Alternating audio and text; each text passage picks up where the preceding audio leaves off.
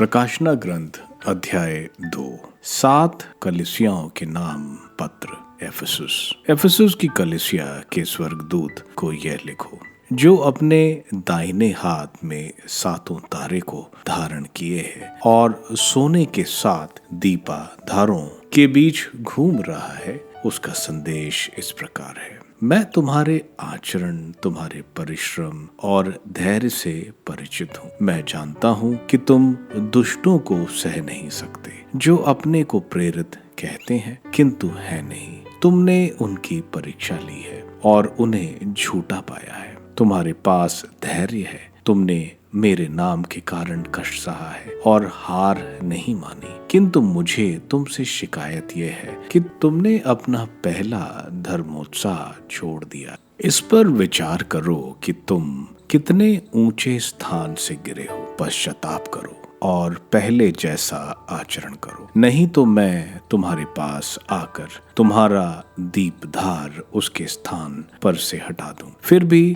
तुम में यह अच्छाई है कि तुम मेरी तरह निकलोनियों के कर्मों से घृणा करते हो। जिसके कान हो वह सुन ले कि आत्मा कलीसियाओं से क्या कहता है। मैं विजयी को उस जीवन वृक्ष का फल खिलाऊंगा जो ईश्वर की स्वर्ग वाटिका के बीच में है।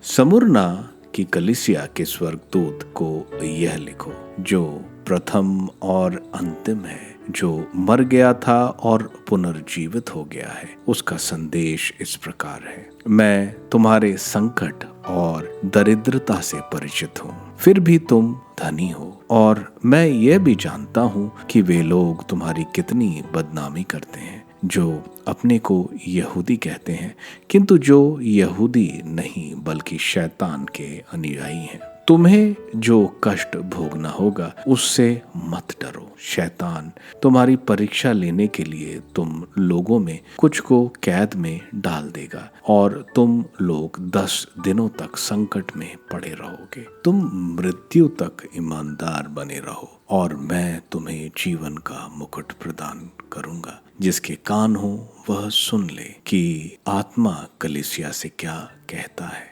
विजय को द्वितीय मृत्यु से कोई हानि नहीं होगी। पेरगुमन की कलीसिया के स्वर्गदूत को यह लिखो, जिसके पास तेज दुधारी तलवार है। उसका संदेश इस प्रकार है। मैं जानता हूँ कि तुम्हारा निवास कहाँ है। वह वहाँ है जहाँ शैतान की गद्दी है। फिर भी तुम मेरा नाम दृढ़ बनाए रखते हो और तुमने उन दिनों भी मुझ में अपना विश्वास नहीं त्यागा, जब मेरा ईमानदार साक्षी अंतिपरस तुम्हारे शहर में, जो शैतान का निवास स्थान है, मारा गया।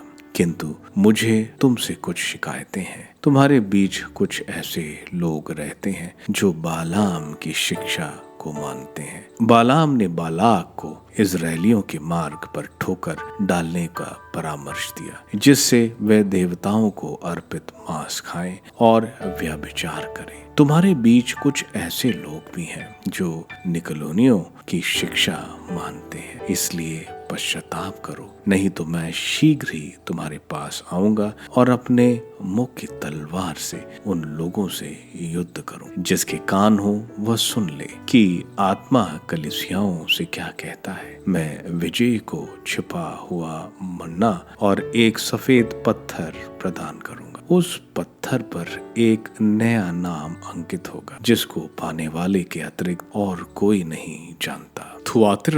थुआतिरा की कलीसिया के स्वर्गदूत को यह लिखो, जिसकी आंखें अग्नि की तरह धधकती और जिसके पैर भट्टी में तपाए हुए कांसे की तरह चमकते हैं, उस ईश्वर के पुत्र का संदेश इस प्रकार है। मैं तुम्हारे आचरण, तुम्हारे भातृ प्रेम, तुम्हारे विश्वास, तुम्हारी धर्म सेवा और तुम्हारे धैर्य से परिचित हूँ। मैं जानता हूँ कि तुमने इधर पहले से भी अधिक परिश्रम किया है, किंतु मुझे तुमसे यह शिकायत है कि उस स्त्री इजबेल को अपने बीच रहने दे रहे हो। वह अपने को नबिया कहती है और अपनी शिक्षा द्वारा मेरे सेवकों को व्यभिचार करने और देवताओं को अर्पित मांस खाने के लिए बहकाती है। मैंने उसे पश्चाताप करने का समय दिया, किंतु वह अपने व्यभिचार के साथ पश्चाताप करना नहीं चाहती। देखो, मैं उसे रोग शैय्या पर पटक दूंगा, और यदि उसके साथ व्यभिचार करने वाले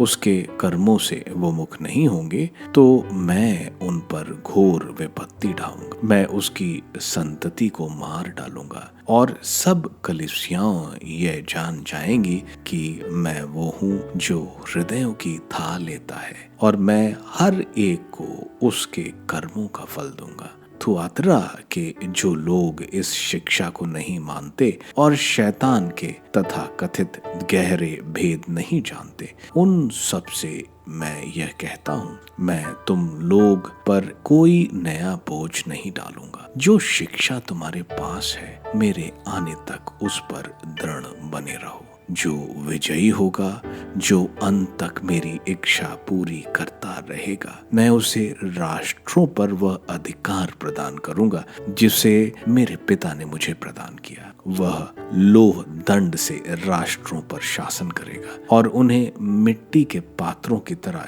चकनाचूर कर देगा, और मैं उसे प्रभात का तारा प्रदान करूंगा। जिसके कान हो वह सुन ले कि आत्मा कलीसियाओं से क्या कहता है।